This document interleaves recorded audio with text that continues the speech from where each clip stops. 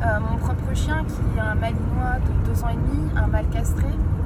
Il vient d'un élevage assez connu pour ses champions en ring et en mordant en fait. Cet élevage en fait monte les chiens au mordant dès tout petit. Et ensuite, l'Arco a été récupéré par son propriétaire et a été initié au mordant, mais de manière très très anarchique, sans absolument aucun cadre. Et donc, je l'ai récupéré quand il avait 1 an. Ça va faire 1 an et demi que je l'ai. Et ce chien, en fait, il a été abandonné par son propriétaire qui ne pouvait plus le garder à cause notamment de son comportement et aussi un problème physique. Voilà. Le propriétaire a eu un accident, donc forcément, avec le problème de l'Arco, il n'avait plus du tout la capacité de pouvoir le gérer. Donc voilà, c'est un chien dont je rencontre la problématique aujourd'hui qui n'a pas changé en fait en 1 an et demi parce que je ne voulais pas travailler spécialement là-dessus en priorité, il y avait plein d'autres choses.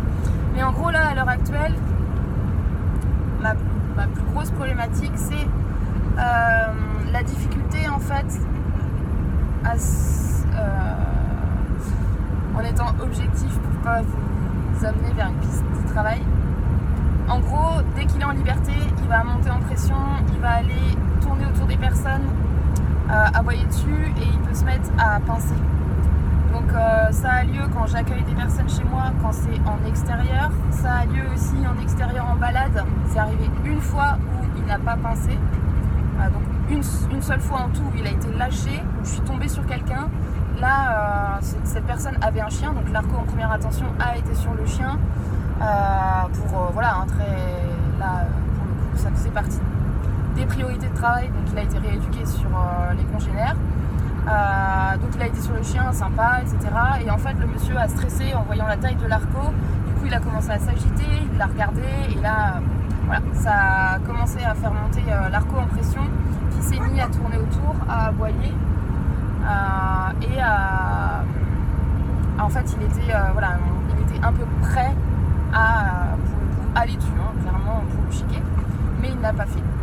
Chez moi, il a déjà chiqué 4 personnes sur une dizaine d'invités que j'ai eus. Voilà, donc ce qui a été mis en place déjà, c'est l'arrivée de quelqu'un égale tu t'assois, t'as des récompenses, calme-toi. Ça fonctionne assez bien. Après, le problème, c'est qu'il va à nouveau vite remonter en pression. En gros, l'invité arrive, il est dans la cour. Si l'Arco est détaché, il va aller aboyer sur la personne, sentir. Et après, en fait, il va changer d'aboiement. Et il va commencer à tourner autour, à mettre beaucoup de pression, en fait, à la personne. Et là, en fait, si la personne ne fait rien, reste en statique, regarde l'Arco ou alors fait un geste, là, pour le coup, l'Arco peut aller dessus. Il n'y a pas eu vraiment de déclencheur d'identifier au niveau d'un geste ou d'un regard. C'est un peu une situation globale. Donc voilà, en extérieur, en longe, il n'y a pas de souci, il va aller sur les personnes, il va les regarder, il va les sentir, c'est tout. Si la personne, par contre, là commence à lui dire « Ah, dis donc, t'es grand, ou t'es mignon, ou voilà, ou t'es moche, tu me fais peur », du coup là, il va commencer à aboyer et par contre à reculer. Si j'essaye de vous décrire des situations différentes pour avoir un maximum d'éléments, les accueils des invités maintenant se font en longe et en gros, si l'invité peut très bien prendre la longe ensuite et l'Arco le suit en mode balade, pas de soucis. C'est vraiment quand il est détaché. Voilà, quand il est dans la maison, aucun problème. Pas de montée en pression. Voilà, en gros pour les éléments, je vous ai fait des vidéos de travail quand il est en extérieur, en longe. Je peux pas faire de vidéo à l'accueil de quelqu'un parce que je n'ai plus d'amis. Non, je rigole. Non, les personnes en fait maintenant que j'accueille chez moi, je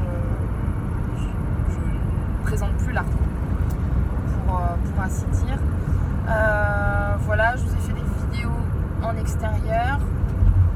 Je vous ai fait une petite vidéo aussi quand je suis assise dans l'herbe parce que c'est assez représentatif de son comportement avec les gens quand il accueille les invités ou les gens en extérieur au niveau de l'aboiement.